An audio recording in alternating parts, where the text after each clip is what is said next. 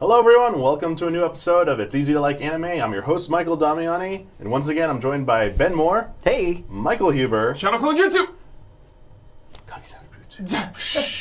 Love that. Huber, one day we'll do a Naruto thing. Yes. Someday. Something for Naruto. Maybe a movie. They make like another Boruto movie, we'll do it. But we are actually here to talk about Season 2 of One Punch Man, Episode 3, The Hunt Begins. And this episode, woo! Gotta say, I felt much better about this episode. Best episode of the season. Best episode. Good vibes. So far. I'm just really liking the villain. Like I'm liking his attitude. I'm liking that he's taking on all these heroes, and that the encounter at the end though, like, sealed the deal. Because you know, deep down you know, like when he goes against Saitama in any form, like this is the wake up call. Right. But building up to that point, you kind of the episode did a good job making at least me believe maybe he has a chance. Yeah. Maybe he's got a chance. Look how easily he's taken, and now he's using martial arts, not just raw power anymore. Yeah, I don't know. How did you feel about like the development of Garou in this episode? Well, I love that they made it personal, and that he's Bang's disciple. That immediately raises the stakes. I agree. So the stakes have been raised there.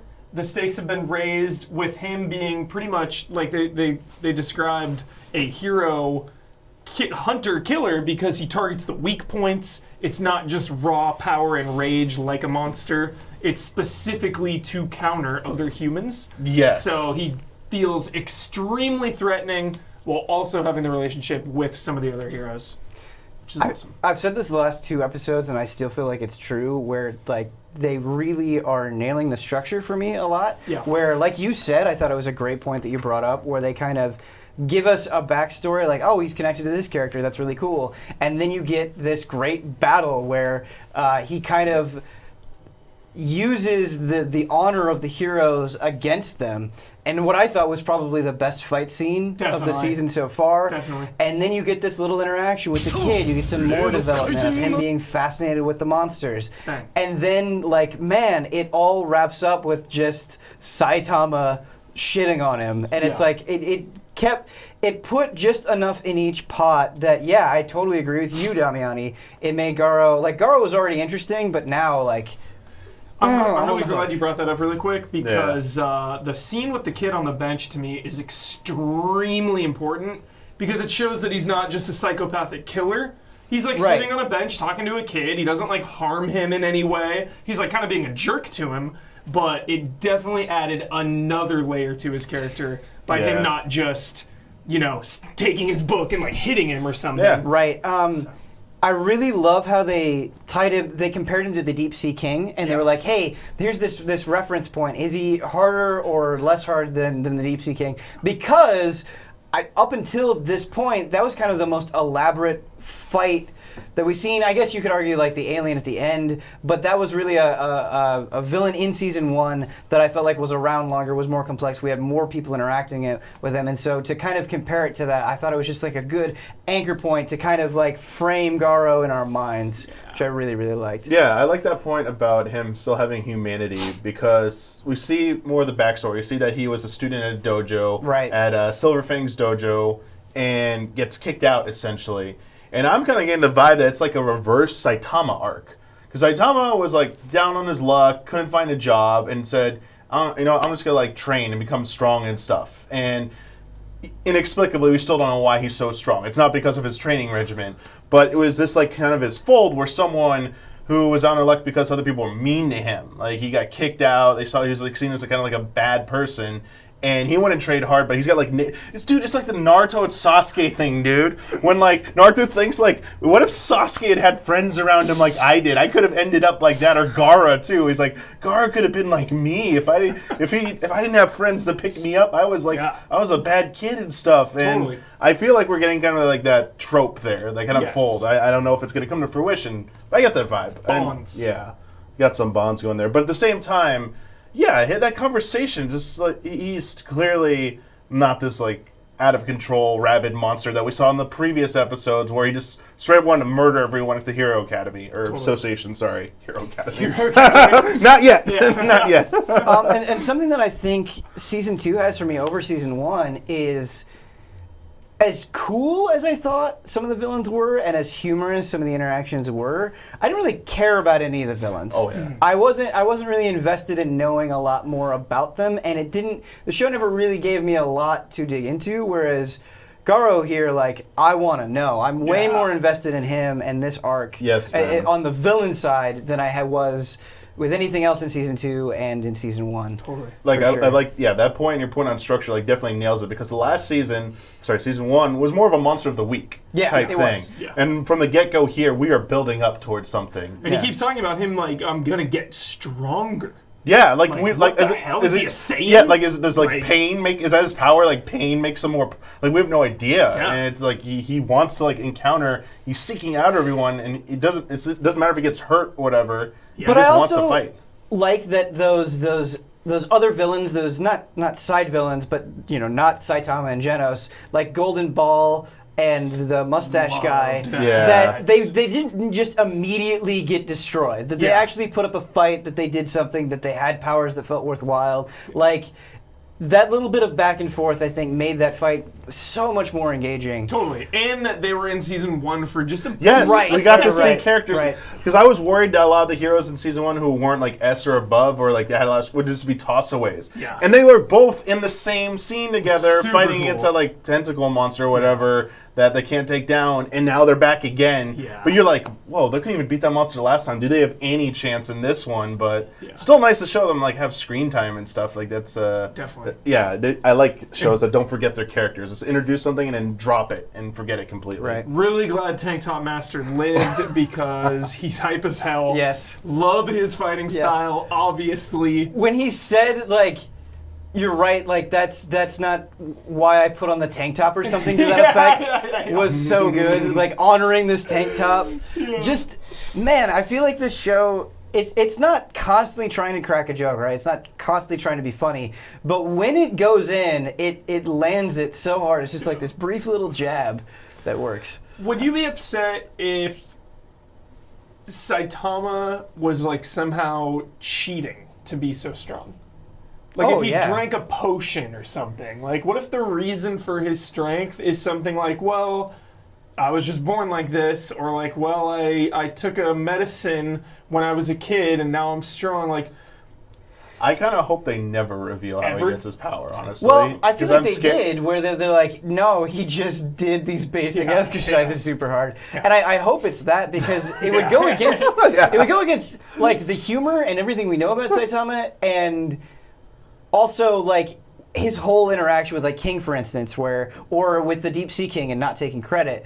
I feel like he's kind of built up this level of respect and honor from the audience that they would feel weird. I'm not saying that like they couldn't do it in any conceivable way, but the idea feels a little weird to me right now. For sure. I bring it up because obviously everyone on the show wants to know, like, how is he so strong, but also just because of Garou, like, how is he going to get stronger? What does that even mean? Are there other means to become strong in the One Punch Man universe other than, like, Genos? That's why he's going to this martial arts tournament. Yeah. He's going to learn different ways of fighting. Yeah, and he's gonna be like, oh man, I can, like, I have this raw, like, uncontrollable strength, but now I'm going to be able to like filter that through these styles and harness that strength more effectively. It's going to be awesome. When Saitama learns those new moves, they're going to have like special moves finally, because his moves all been like a joke. Like he's like super sidestep, whatever.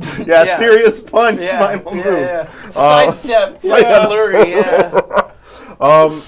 One thing that I was curious about, we got sidetracked with that. I was going to say something about that too, but I'll switch gears, sorry, because I remember this. The beginning, more about character stuff. The very beginning, we're introduced again, Saitama's apartment, and we're seeing his little group, his little friends growing. The number's growing. Like I feel like that's kind of starting to fulfill like the what we'd hoped for a little bit, that the camaraderie would be there, unlike the casual friendship of people who no longer are fighting, but are just hanging out and doing that nice like character building. They're still not dropping the king playing like, hey, you're done. You want to play some more? Yeah. Also, like it'd be awful if we didn't mention Moomin Rider. Yes. Fucking glorious. Sorry, that's Moomin what I Rider. wanted to talk about. Yes. Yeah. What was it? Crash of Justice? Yeah. He did it again. He just throws his. I love it. But Be honest. Were you scared? I thought he was, dead. Yeah. You think he was dead? Beating his face in. Yeah, I thought he was Oh gosh. Oh man, Justice Crash, thank you. Yeah. I'm surprised that Garou didn't kill these people.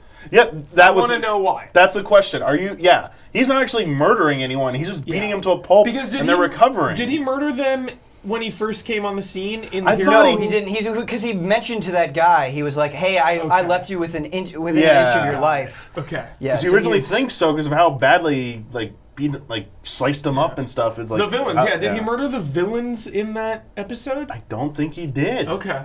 I really don't. I think he just beats everyone on an inch of their life and then leaves them. Okay. Like, I don't know if there's something up with that. But, like, you think someone who's like a self-proclaimed monster would be about killing people unless he's got a purpose for that. Yeah. So it kind of makes you think. Apparently, Chad is correcting us, and he killed the villains, but not the heroes. Okay. Okay, so he killed the villains and not the heroes. So what Whoa. the hell? Like, morally gray. Well, I mean, Yeah. this is just speculation because I haven't read the manga and we haven't seen it happen. But when he's talking to the kid, and the kid, it's like, "Oh, kid, you're into heroes. I'm into monsters." Maybe just trying to elevate them on the same level. And if you kill all of them, maybe that makes you inferior in some way, or there's a reason. Like he's just trying to show them something. Yeah. About whatever being this monster is. Yeah. Totally. I'm sure we'll find out, and it'll be a lot more concrete than that. But that's along the lines of what I would guess. What did you think about their? I don't want to get to ending yet, but right before the ending, there was a shot with the director of the Hero Association. Like it kind of played into last episode where we saw them not caring about the threat, and this playing like this. That commentary, I'm all for it. Yeah, just this, life of luxury, kind of abusing their power, exploitation, stuff like that. Yeah. Do you think maybe that might have anything to tie into Garou? Like maybe he's seen, like what goes on with that, and he's trying to like bring it down or something. Do you think it has anything to tie into that, or does that? Maybe he didn't like the way Bang went, Silverfang, right? Or maybe the way Silverfang ran his dojo. Maybe there's some kind of bureaucracy there or something, like maybe he excluded people from joining the dojo. We've seen also hints about it. Like I wonder if it's going to be a bigger focus this season because My Mask also very mysterious. He wants to hold the Class A rank 1 because he wants to keep anyone he deems unworthy from moving up. There's like a lot of shady things going on, and I feel like this show is making such a conscious effort to keep reminding you of a My Mask. Yeah. Like they mention him here. They want you to have a My Mask on the brain because they are going to do some huge stuff with him soon. It just feels that way. Yeah. Do you still think? Do you have any thoughts about what's going to end up with him? No clue at this point. I think My Mask is going to be evil for sure. Oh yeah, yeah, he's going to be a villain. Yeah. I forgot which one you mentioned that. I think it was you. For sure. I think he's going to be a villain. What if Garou becomes good? Is really good, and Amai is really like the real villain. I could see it happen. Oof. Because everyone, I love playing with my expectations like everyone that. Everyone that gets caught up in Saitama's jolliness, I could see Garou just being like, "Oh my God, he's so strong! What maybe not teach me, but like he might look up to him, And like Saitama is the true monster, he just destroys everyone, like." And we saw that actually. That was like the last thing we seen this episode was the encounter between Garou and Saitama. Oh, it was so good. So how'd you feel about that, man? This was an episode, and it was a point that I wanted to bring up where it didn't rely on Saitama. And when we've had that before, I felt like they've leaned heavily on Genos, but Garou was strong enough to carry most of this episode, and I thought that was pretty amazing. Yeah. But then at the end, reminding us of Saitama's strength and like play, because this whole time they were just trying to amp up how strong this guy was. Yeah. And you get that seeded doubt in your mind where it's like, oh man, could he maybe take on Saitama? And just that flat, like crashing into a wall, nope. Was amazing. Not even a chance. It was really good. That's what I was alluding to. It's like I thought there might be a chance, and nope. But you gotta expect now that he's gonna go into like overdrive mode now, like training, figuring like however the path is. Yeah. He's gonna want Saitama. You know what? I'm gonna call it now. Showdown at the tournament. I bet they both sneak in somehow to fight each other. Yep.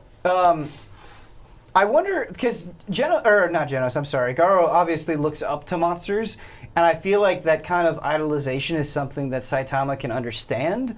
And so I don't know, I wonder if they're going to have kind of a, maybe not agreement or become on the same side, but that their motivations are coming from a similar place. Mm-hmm. I don't know. Yeah, I can see that being possible. I mean, yeah, like I part of me thinks that even what we've seen so far of Garou is there's more. There's definitely more to it, and I think there's at least a twist with his motivation. Sure. I think it's not as straightforward as he just wants. They're gonna make Silverfang a little sketchy. There will be Silverfang. Well, that's what we. Yeah, Silverfang did something. But how hype is it that Bomb and Bang are teaming up? Silverfang's bro, dude. We got like Shaolin monks over here. Yeah, like it must be serious if he called me. Yeah. I thought that was great. Are you ready to do this? And yeah, it'll be curious to see because we don't know what his brother does and stuff. We've only seen Silverfang in action before, which using the same kind of water martial arts movement stuff that Garou is using as well. And yeah, I'm kind of like the other thing is I think I'm really excited to see in the martial arts tournament, assuming it happens. Yeah. Assuming he gets in and he deserves it. Other people's martial arts abilities, because it's a whole different layer to the fighting and the combat in the show. And I'm hoping it provides some more like exciting scenes, some more diversity, because everything's been about like brute strength so far. Yeah. Like all like the tank top people punches. My favorite. So I'm not complaining. Yeah. Well, you got Speed of Sound Sonic, but I was going to bring up. He got destroyed, He's also in a quest to take on Saitama, but already had difficulty with Genos. That's my favorite thing in like Dragon Ball. I hope they do something similar where Speed of Sound and Garou are fighting to be able to fight Saitama. It's like no, he's mine. I love when that stuff happens. Oh yes. Vegeta's like, no one kills Kakarot but me. This is the best shit. Maybe you see it in the tournament arc and stuff. Yeah. That's like was always like the biggest draw of like a Dragon Ball tournament was getting to finally see certain characters fight against each other. Yeah. That feeling when the tournament arc is right around the corner. You feel it. Yes. Are they gonna have a good announcer? Dude, I hope they better have a good announcer for the event. I hope they get that right. Man, I hope it's King. I hope King just has to commentate on fighting and he doesn't. Yeah, that'd be good. One last thing I want to bring up is the post-credit scene. Because the last few have been like kind of serious, and this was just like, we're not all going to be like this. Yeah. Mm-hmm. Saitama wants to pose as, I forget their name already. Even Saitama has a problem with it. Yeah, and I had it in my mind, man, and it just it's like Chankapa or something? Charanko. Thank you. You. Sorry. Saitama calls him Chumpo. Just like, okay. The orange hair, the wig, and then he's like looking in the mirror, and then Genos sneaks and goes, and he's like, phone call to the doctor right now. He's like, those hair implants, can we get them in there? And good boy Genos just wants to help. Yes! He's just like, it's come to this. He's so excited too. He's like talking so fast on the phone, like not even giving the doctor a chance to reply. And he's like, are you available next Wednesday? When's your list? I think something that's so commendable about this story is how much they develop the relationships in so little time. Like just that little moment between Genos and Saitama was so endearing, and I think just really exemplified how they view each other and what's going on there, which I love. It's so good. Totally. We got a few questions from our patrons we're going to answer now. As a reminder, if you'd like to submit a question for the future episodes of It's Easy Like Anime, I will make a post, not literally an hour before, but earlier next time. Just ask us about either the previous episode, anything that's we've currently seen, or the most recent episode. Again, don't try and ask us about the manga or anything beyond what we've seen. That would also be like tied to the manga. We're not going to get into that. We'll pick about like 2-3 questions. So we got about 3 this time. And our first one comes from Void First Godhand. Down. Thank you. Yep. There we go. So what are your thoughts on Garou's fascination with monsters? Judging by him looking through the Hero's Almanac, he was more interested in monsters and even self-proclaiming himself as one. So what are your thoughts on that? Wild thought. What if one of his parents was a monster or something? A monster in a literal sense or a figurative sense? Like an actual monster. So he's Like a he's half half-breed? monster. Yeah, he's half monster, half human. And he's like rejecting his humanity or something. Because I like where you're going with it. Is that why he got kicked out of the dojo? Maybe because Yeah. they found out and like Yeah. it's too dangerous to teach him. Yeah, and the look he had when Tank Top Master was like looking up at him, it was so monstrous. It was like the feet of the fangs and everything. But then we're like wrestling with bestiality in a way that I'm not sure. For sure. Yeah. For sure. I wonder if he's Silverfang's son or grandson. Yeah. Yeah. I mean, seem just a little, similar just a style little, for sure. Like that would be my Hail Mary guess right there. I'm kind of curious. Like I'm hoping it's part of like one of the twists. I don't expect honestly. Because you can have like a humanoid monster. It's not like freako bestiality. It's like Saiyans are monsters in a sense. like a bijou, just putting like the bijou in Naruto. Hearing you Maybe say he's the got like a words tail beast freako inside him. bestiality, Yeah. this whole show was worth it. Oh my god. All right, moving on. Wait. Let Ben. I hope that he's a huge fan of Monster Hunter and has been playing them for years. And it's just like, wait a minute, I love the monsters more than I love being a hunter. And he feels sympathy for them, and that motivates him. That's perfect. I like that more. Because that's how this season will end. Then Ben. Yes. He'll discover King playing Monster Hunter on his PlayStation Portable. Iceport. He's playing Iceport. Yeah, he's like, can I just play with you? And they Yes. make peace. Yes. That's how it ends. That's the best way the show could end. Our next question comes from Red Sky. How do you like Garou's build-up as a villain so far compared to Season 1's villains? Do you feel his backstory and systematic takedown of heroes makes him stand out more than previous monsters or rivals like Speed of Sound Sonic? Yes. We touched on that. Yeah, I we just did, want to say, I've never been that into Speed of Sound Sonic. I've never really cared about him all that much. And so, yeah, I don't know. I feel like what they've done and the work that they've laid, I think has been a lot more impressive with Garou overall. Absolutely. Yeah. 100%. So invested. And they're giving him the time. Like you were saying, Damiani, the Monster of the Week versus what appears to be leading to an entire season focused on one character. Yeah, the villains of Season 1, I didn't really like their motivations. They're very one-dimensional, and I mean they were done on purpose. Like as they even explained in this episode, their threat was because of like their physical strength. Even like Deep Sea King, when they finally had like a 2-episode arc covering him and taking him down, it was just you just had to wait for someone strong enough to beat him. And even with forgetting the final boss's name, the alien.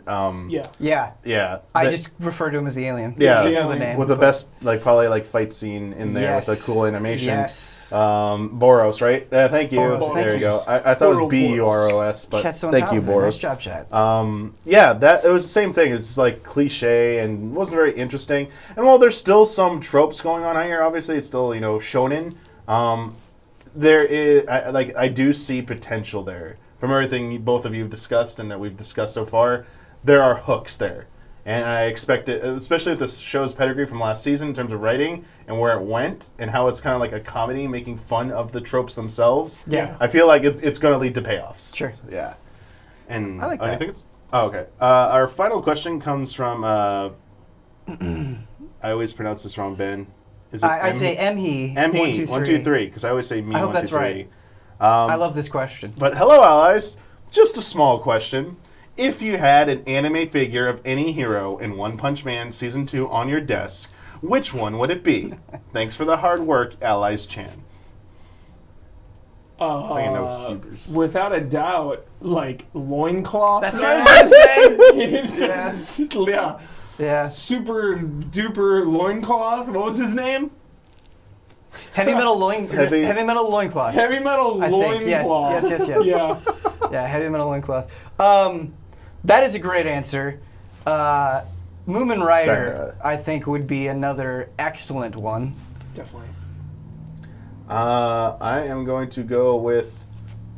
I'm going to go with Genos. Nice. Yeah, Genos would be Like cool. I think they can make a cool pose with him using his like blast arms and stuff. For sure. You could get a super expensive, super hyper detailed Genos where he's like blasting. Yeah. Square Enix like play arts like $250 Yes. or first four figures. For sure, man. Some metal bat hype too.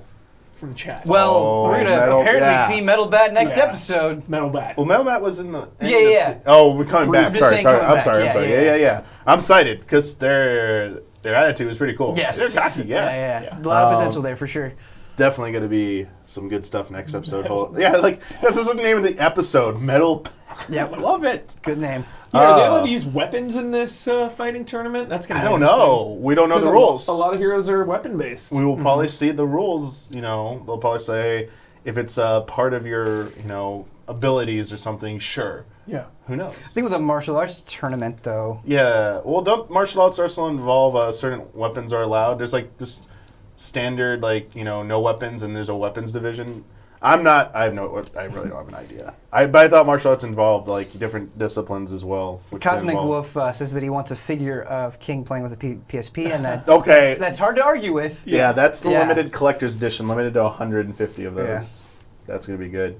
Yeah. Any how are you feeling now about this season? Now that we're 1/4 of the way through, I think it's 12 episodes, so we hit the quarter mark there. It's been a weird line graph of emotions. I feel like episode 1 was yeah, and then episode 2 was yeah, and episode 3 is yeah, it's just kind of been all over the place. But I think overall this was definitely the most encouraging episode for me. I really like so much of what they did here. Yeah, I continue to love the direction they're going.